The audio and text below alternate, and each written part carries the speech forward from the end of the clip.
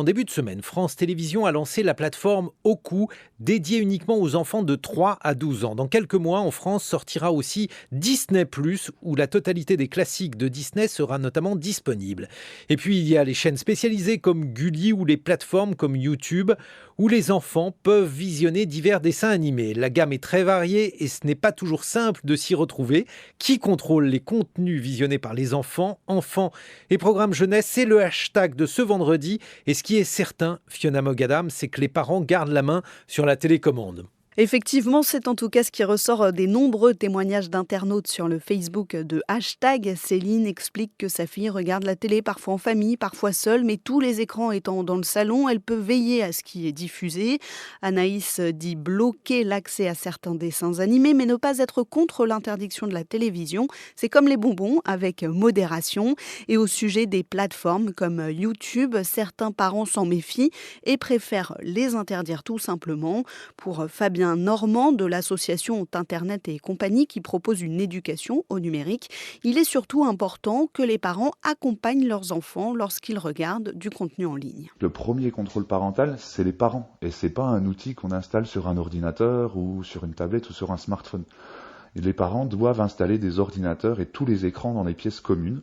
On ne laisse pas un écran seul dans la chambre d'un enfant. Et il y a une comparaison qu'on aime souvent faire, c'est laisser son enfant seul sur Internet, c'est comme le laisser seul dans les rues d'une grande ville. Vous allez le surveiller. Et bien Internet, c'est la même chose. C'est un espace où on peut trouver beaucoup de choses, des informations qui peuvent être extrêmement utiles, qui peuvent l'enrichir personnellement, mais aussi des choses qui sont inadaptées pour un enfant de son âge. Ça peut être des images à caractère pornographique ou des contenus haineux, racistes, l'apologie de la drogue ou ce genre de choses. On peut retrouver beaucoup de choses de ce type-là sur la toile. Les plateformes, si elles s'efforcent de mettre en œuvre des moyens pour mieux réguler les contenus, elles ne sont pas infaillibles.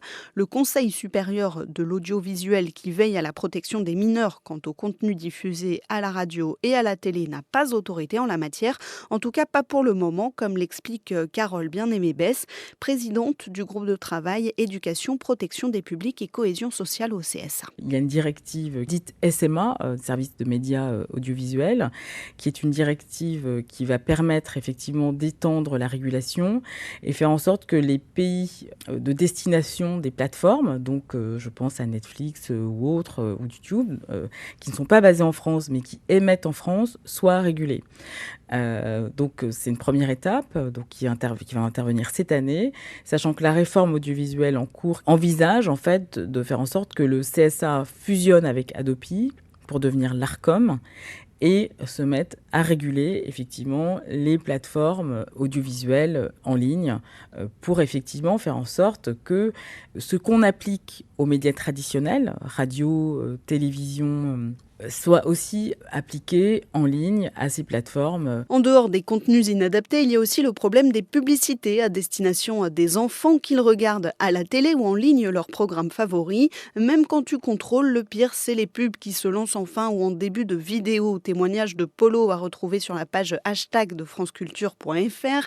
Il dit essayer le plus possible de regarder la télé avec sa fille pour pouvoir réagir lorsque la pub arrive. Si elle est interdite lors des programmes jeunesse sur les chaînes du service public, ce n'est pas le cas sur les chaînes privées, encore moins sur les diverses plateformes.